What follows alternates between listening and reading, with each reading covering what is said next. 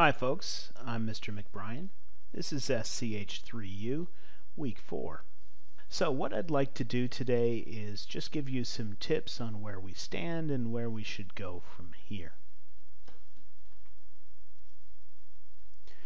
So most students now have taken the first quiz, which is great, and they've set up their blog.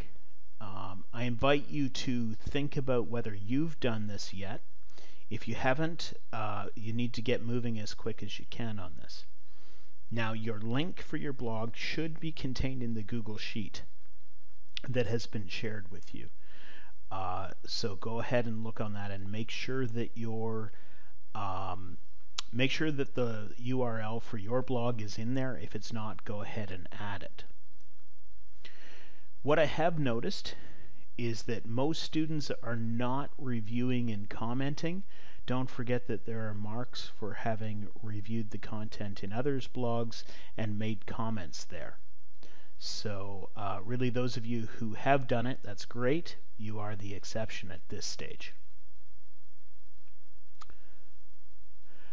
I'd invite you all to make sure that you keep moving.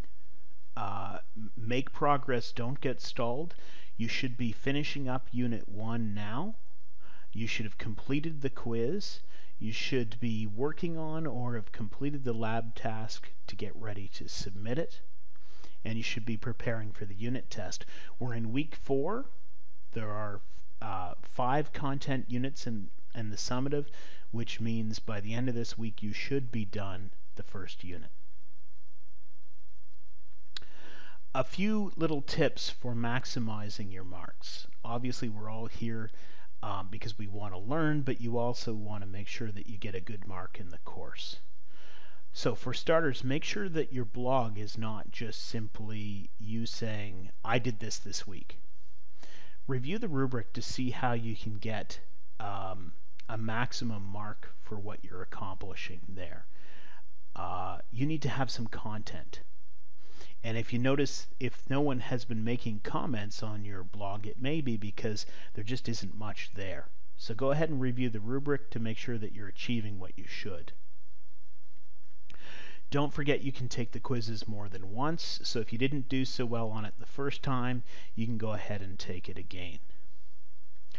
And with regards to getting the most out of your time on the worksheets, here's a tip for every course that you take.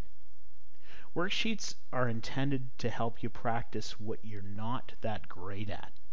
Most students are tempted to work on and do the questions they're best at and do all of those and then postpone the rest of them. This is exactly the wrong technique to take. So what you want to do is focus on the questions that give you the most challenge. So as soon as you verify that you've got a concept down, if there are 12 questions remaining in the worksheet, don't do them. Leave them for later when you go to review for a test.